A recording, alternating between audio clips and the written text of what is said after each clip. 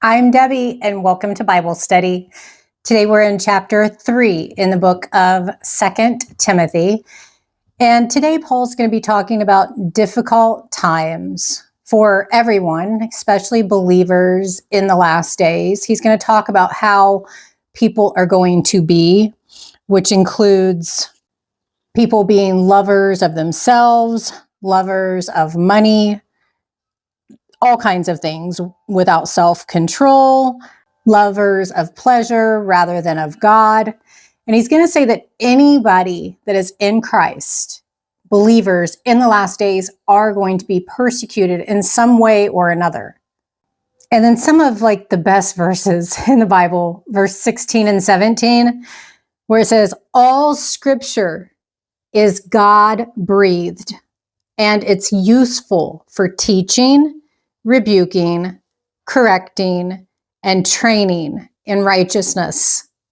So if you are ready to study the God-breathed scripture with me today, let's go.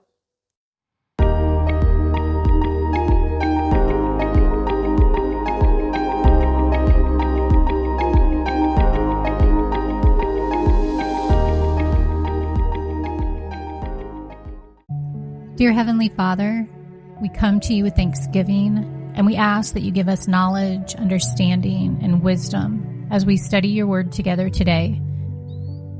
Do your work in us in your perfect timing, and help us to be sensitive to your leading in our lives.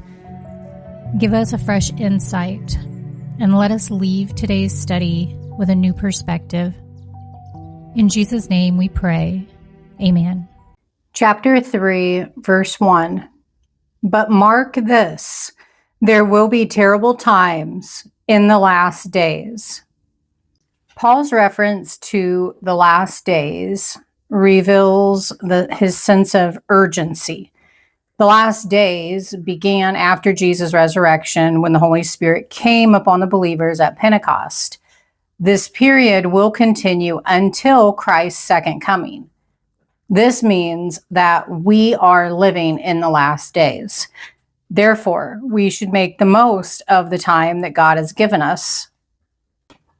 Verse 2, people will be lovers of themselves, lovers of money, boastful, proud, abusive, disobedient to their parents, ungrateful, unholy, without love, unforgiving, slanderous, without self-control, brutal, not lovers of the good.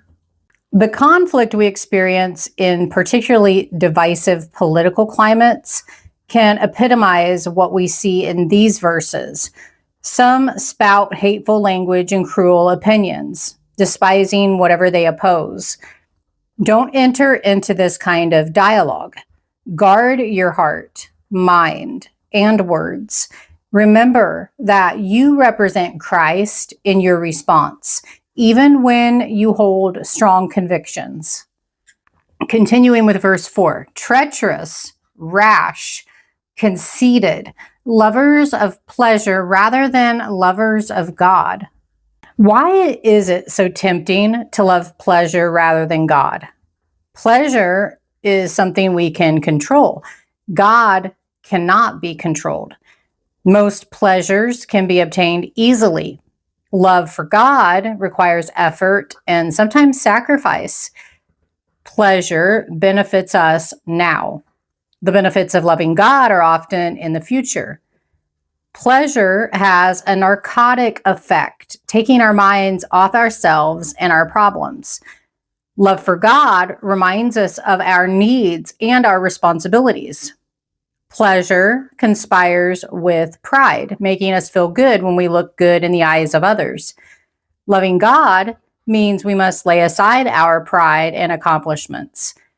Have you chosen to love pleasure or to love God? How do you know? Pleasure isn't wrong when it's sought in connection with God and the proper use of his marvelous gifts. It's only dangerous when we seek it apart from God. Continuing with verse 5, having a form of godliness, but denying its power. Have nothing to do with such people. The form or appearance of godliness includes being a good person, exhibiting moral behaviors in agreement with our culture, showing tolerance and acceptance of sin in others, and professing to be spiritual. Some people who seem religious might even go to church, know Christian doctrine, use Christian cliches, use Christian cliques, and follow a community's Christian traditions. Such practices can make people look like Christians, but if they don't profess Jesus as Lord and Savior, the only way to God, they aren't following him. Paul warns us not to be deceived by people who only appear to be Christians. Distinguishing them from true Christians may be difficult at first, but for some, their daily behavior will give them away. And over time, it will be clear that they have placed their hope not in God, but in their ability to try and be their own God. So these characteristics that we just read are unmistakable. Verse 6, they are the kind who worm their way into homes and gain control over gullible women who are loaded down with sins and are swayed by all kinds of evil desires. Because of their cultural background, women in the Ephesian church had received no formal religious training. They were enjoying their new freedom to study Christian truths, but their eagerness to learn was making them targets for false teachers. Paul warned Timothy to watch out for men who would take advantage of these women. New believers need to grow in their knowledge of the word because ignorance can make them vulnerable to deception. Encourage new believers to make a daily habit of reading the Bible to avoid being led astray. Continuing into verse 7, always learning, but never able to come to a knowledge of the truth. Paul obviously doesn't oppose study and education. Rather, he warns Timothy about what can happen when people never really understand the core truths of their faith. To those who don't understand the central truths of the Christian faith, any new and interesting idea can catch their attention and lead them astray. Some people are perpetually curious, but never really understand the foundational truths found in Scripture or graduate to putting what they believe into practice. But honest seekers and true students look for the truth and judge all new ideas against that measuring stick. Remember this as you study God's Word. Seek to find God's truth and will for your life. Then use that to guide how you view the new ideas or practices you're exposed to. Verse 8, just as Jannes and Jambres opposed Moses, so also these teachers oppose the truth. They are men of depraved minds who, as far as the faith is concerned, are rejected. So according to tradition, Jannes and Jambres were two of the magicians who had counterfeited Moses' miracles before Pharaoh. Paul explained that just as Moses had exposed and defeated them, God would overthrow the false teachers who were plaguing the Ephesian church. Verse 9, but they will not get very far because, as in the case of those men, their folly will be clear to everyone. So we can hide our sin for a while, but eventually the truth will be revealed. Sooner or later, distraction, opposition, anger, or fatigue will wear us down, and our true hearts will be exposed. The trials of life will conspire against our efforts to maintain a religious front. We can't choose when and where we will be tested by adversity. So build your character carefully because it will come out under stress. Live each day as if your actions will one day be known to everyone. It's useless in the middle of a test to acknowledge that you should have prepared. Now is the time to change anything you wouldn't want revealed later. Verse 10, you, however, know all about my teaching, my way of life, my purpose, faith, patience, love, endurance. persecutions, sufferings. What kinds of things happened to me in Antioch, Iconium, and Lystra? The persecutions I endured, yet the Lord rescued me from all of them. In Lystra, Timothy's hometown, Paul had been stoned and left for dead. And this was only one incident among many. In 2 Corinthians chapter 11, it talks about Paul summarizing his lifetime of suffering for the sake of the gospel. He mentions his suffering here to contrast his experience with that of the pleasure-seeking false teachers. Verse 12, in fact, everyone who wants to live a godly life in Christ Jesus will be persecuted. In this charge, Paul tells Timothy that people who obey God and live for Christ are going to be persecuted. Don't be surprised when people misunderstand, criticize, and even try to hurt you because of what you believe and how you live. Don't give up. Continue to live as you know God wants. Make pleasing God your highest priority. Continuing into verse 13, while evildoers and impostors will go from bad to worse, deceiving and being deceived. Don't expect false teachers and evil people to reform and change on their own. Left alone, they will go from bad to worse. If you have the opportunity, correct them so as to bring them back to faith in Christ. Fight for the truth, especially to protect younger Christians. Verse 14, but as for you, continue in what you have learned and have been convinced of, because you know those from whom you learned it. Besieged by false teachers and the inevitable pressures of a growing ministry, Timothy could easily have abandoned his faith or modified his doctrine. Once again, Paul counsels Timothy to look to his past and to hold to the basic teachings about Jesus that are eternally true. Like Timothy, we are surrounded by false teachings, but we must not allow society to distort or crowd out God's eternal truth. Spend time every day reflecting on the foundation of your Christian faith found in God's Word, which contains the great truths that build up your life.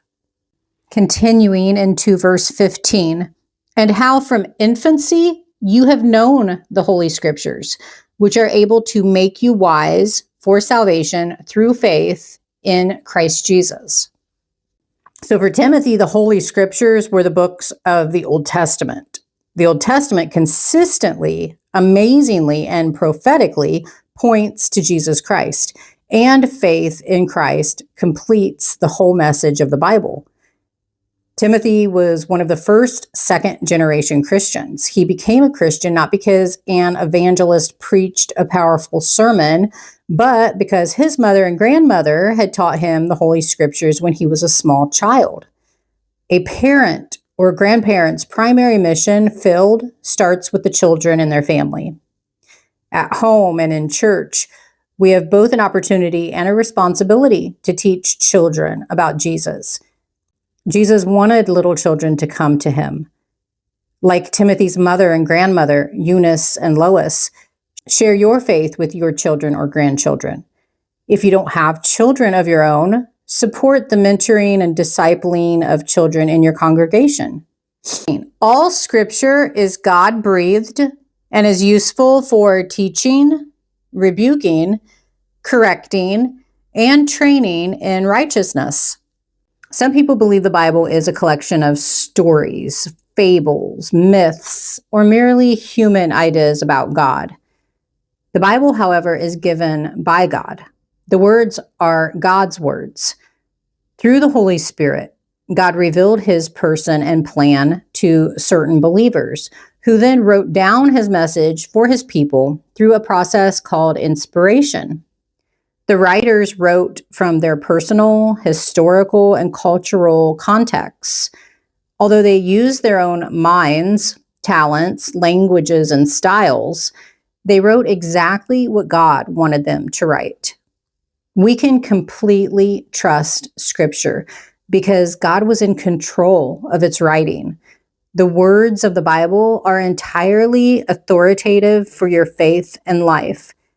Read it and use its teachings to transform you and guide your conduct. Continuing into verse 17, so that the servant of God may be thoroughly equipped for every good work. In our zeal for the truth of Scripture, we must never forget its purpose, that we may know God, have life through Jesus Christ, and be equipped to do His will. We shouldn't study God's Word simply to increase our knowledge or to prepare us to win arguments. We should read and study the Bible so that we will know Christ and how to do His work in the world. Our knowledge of God's Word is not useful unless it strengthens our faith and leads us to do what God wants. The whole Bible, God's inspired Word, should be our standard for testing everything else that claims to be true. Because Scripture is all God-breathed and trustworthy, we should read it and apply it to our lives. The Bible safeguards us against false teaching and guides us in how we should live. It remains our only source of knowledge about how we can be saved. God wants to show you truth and equip you to live for Him. How much time do you spend in God's Word? Develop the discipline of reading the Bible regularly to discover God's truth and to become confident in your life and faith. Follow a plan for reading the whole Bible, not just the familiar passages. If you enjoyed today's Bible study, please hit the like button and go ahead, click on the next video. We will continue and finish up the book of 2 Timothy with chapter 4.